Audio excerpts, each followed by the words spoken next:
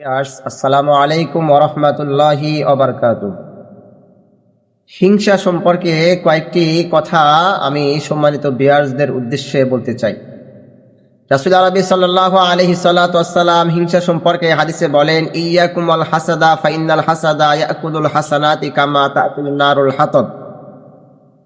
যে হিংসা এমন একটি বিষয় যে ইয়াকুমুল হাসাদা, আমার রাসূল সাল্লাল্লাহু আলাইহি সাল্লাম বলতেছেন যে হিংসা থেকে তোমরা দূরে থাকো। কেননা হিংসা নেকিকে খেয়ে ফেলে, যেমন আগুন শুকনা কাঠকে খেয়ে ফেলে। তাহলে এখান থেকে বোঝা যায় যে আগুন যেরকম ভাবে কাঠ যত লাকড়ি আছে এগুলো খেয়ে ফেলে, তো অনুরূপ ভাবে আমরা যত নেকি করতে চাই, কিন্তু নেকি করার আগে ফিকির রাখা দরকার যে আমার ভিতরে হিংসা নামক দৌলত আছে কিনা, আমি কতখানি মানুষের সাথে সৎ ব্যবহার করতে পারি, মানুষের সাথে সদ আচরণ করতে পারি। এইদিকে খেয়াল রেখে যদি আমল কম হয়, রাসূল সাল্লাল্লাহু আলাইহি সাল্লাম অন্য হাদিসে বলেন, আখলিস দীনাকা ইয়াকফিকাল আমালুল কলিল। যে তোমরা দিনকে এমন ভাবে সাজাও, এমন ভাবে তোমরা আমল করো, সেটা যদি অল্প হয় এটাও আমার রাসূল সাল্লাল্লাহু আলাইহি সাল্লাম বলেন যে এটা আল্লাহ তাআলার কাছে অনেক দামি হবে। সেই জন্য আমরা ফিকির রাখবো আমাদের থেকে যেন হিংসা নামক দৌলত ভিতরে না থাকে।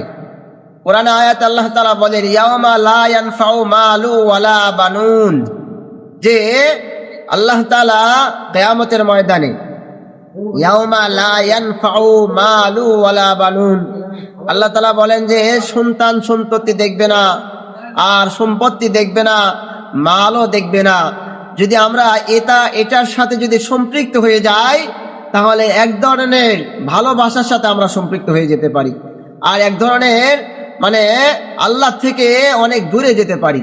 এজন্য এটাও এক ধরনের হিংসার ভিতরে চলে আসে। যখন মাল বেশি হয়ে যায় তখন একে অপরের প্রতি দাম্ভিকতা, হিংসার ভিতরে আমরা চলে যাই। এজন্য মাল যেন না হয় বেশি, আর যদিও হয় এটা যেন আমরা আল্লাহর রাস্তায় খরচ করতে পারি, আর এটা যেন আল্লাহর জন্য হয়। আর আমার যত টাকাই বলবো, যত কথাই বলবো, এটা যেন এক আল্লাহর জন্য হয়। আর এই জন্য আমরা সর্বোপরি খেয়াল রাখবো যে হিংসা যেন আমার ভিতরে না থাকে। আমি বারবার এই কথাই নিয়ে আসছি যে হিংসা এমন একটা বিষয় যে সকল আমলকে ধ্বংস করে দেয়, যেমন আগুন শুকনা কাঠকে খেয়ে ফেলে। এজন্য আমার আপনার ভিতর থেকে যদি হিংসা থেকেও থাকে, আমরা আজ থেকে প্রতিজ্ঞাপন করব যে আমল কম করব, কিন্তু হিংসা নামক দৌলত আমরা রাখবো না। একে অপরের সাথে ভালোবাসা রাখবো, প্রত্যেকের সাথে সুসম্পর্ক বজায় রাখবো।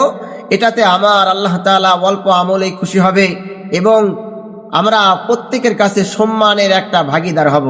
আল্লাহ তাআলা আমাদেরকে হিংসা নামক দৌলত, হিংসা নামক পরনিন্দা, হিংসা নামক এরকম বড় ধরনের গুনাহ থেকে হেফাজত করেন, আর বেশি বেশি নেক আমল করার মতো তৌফিক দান করেন।